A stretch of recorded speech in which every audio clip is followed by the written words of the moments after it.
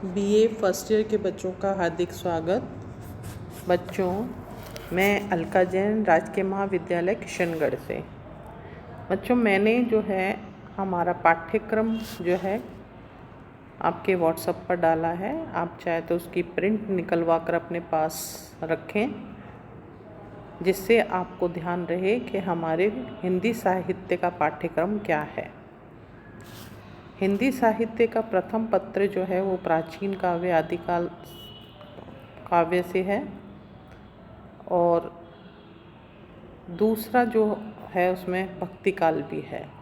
लेकिन जो आपका सेकंड पेपर है, उस पेपर में आपके हिंदी साहित्य का इतिहास और भाषा साहित्य का इतिहास है, जिसमें आपको पूरा हिंदी साहित्य का इतिहास पढ़ना है। उसी क्रम में मैं आज रीतिकाल जो है पढ़ा रही हूँ। रीतिकाल का नामांकन व वर्गीकरण। आचार्य रामचंद्र शुक्ल ने संवत 1700 से 1900 तक के कालखंड को रीतिकाल की संज्ञा प्रदान की है। उनके अनुसार इस काल में रीति तत्व की प्रधानता को ध्यान में रखते हुए इसका नामकरण रीतिकाल किया गया है। इस काल के अधिकांश कवियों ने आचार्यत्व का निर्वाह करते हुए लक्षण ग्रंथों की परिपाटी पर रीति ग्रंथों की रचना की, जिनमें अलंकार, रस, नायिका भेद आदि काव्यांगों का विस्तृत विवेचन किया गया। अपनी काव्य प्रतिभा दिखाने के लिए इन कवियों के लिए लक्षण ग्रंथ लिखना अनिवार्य था। काव्यांग चर्चा में ये गौरव का अनुभव करते थे तथा इस युग में इस बात पर विवाद होते थे कि इस पंक्ति में कौन सा अलंकार शब्द शक्ति, रस या ध्वनि है।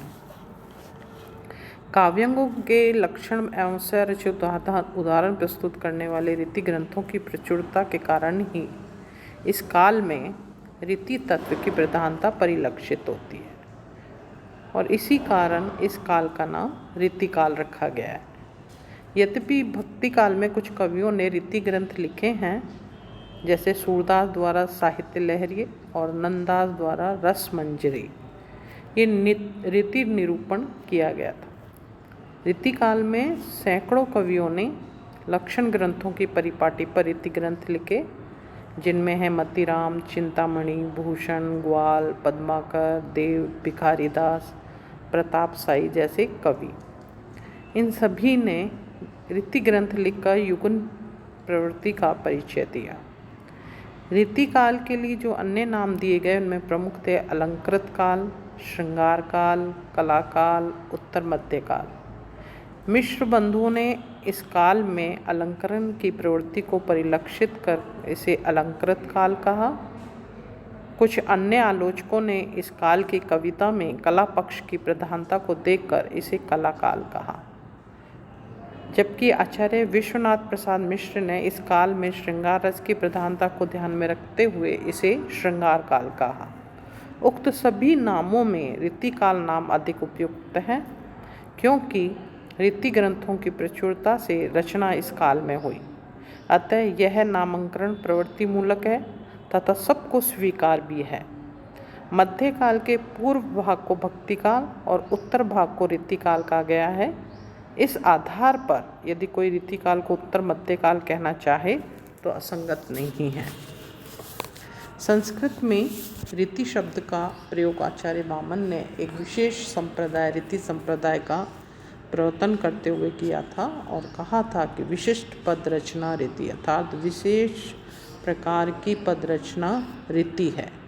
विशेष व गुणात्मक कहकर उन्होंने विशेषत्व को स्पष्ट किया और वाक्य में विशिष्टता का समावेश गुणों को स्वीकारा। ओज, प्रसाद, माधुर्य, कांति आदि काव्य के गुण बताए गए हैं। रीति का अर्थ है शैली, पद्धति और मार्ग। हिंदी में रीति शब्द का प्रयोग इस अर्थ में नहीं हुआ। यहाँ रीति ग्रंथ का तात्पर्य काव्यांग निरूपण करने वाले लक्षण ग्रंथों से लिया गया है, जिन ग्रंथों में अलंकार, रस, ध्वनि, शब्द शक्ति, नायिका भेद, आदि काव्य तत्वों का निरूपण लक्षण उदाहरण शैली में किया गया, उन्हें रीति ग्रंथ कहा गया है। रीति ग्रंथों को लक्षण ग्रंथ भी कहा गया। रीति काल के लक्षण ग्रंथकारों ने अपने रीति ग्रंथों की रचना प्राय काव्य शिक्षा देने के उद्देश्य से तथा अपनी काव्य प्रतिभा और पांडित्य प्रदर्शन के उद्देश्य से की है। अधिकांश लक्षण ग्रंथ संस्कृत काव्यशास्त्र की परिपाटी में लिखे गए। उनमें से कुछ तो निश्चय ही प्रतिभाशाली आचार्य कवि थे, किंतु आचार्य शुक्ल ने कहा कि लक्षण ग्रंथों की परिपाटी पर रचना करने वाले रीतिकाल के सैकड़ों कवि वस्तुतः आचार्य कोटि में नहीं आते। वे कवि ही हैं। आचार्यत्व के लिए जिस प्रतिभा, सूक्ष्म विश्लेषण और विवेचन शक्ति की आवश्यकता होती है, उसका नितांत अभाव इन कवि आचार्यों में था।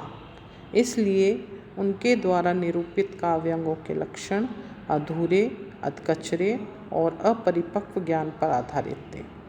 परिणामतः वे कहीं गलत हो गए हैं तो कहीं अस्पष्ट और भ्रामक। इसलिए आचार्य रामचंद्र शुक्ल ने इन्हें आचार्य कोटि में न मानकर कवि ही माना। इस प्रकार रीतिकाल के कवियों को 3 वर्गों में बांटा गया, जिसमें हैं रीतिबद्ध कवि, जिन्होंने लक्षण ग्रंथ लिखे, वो जो हैं रीतिबद्ध कवि कहलाए।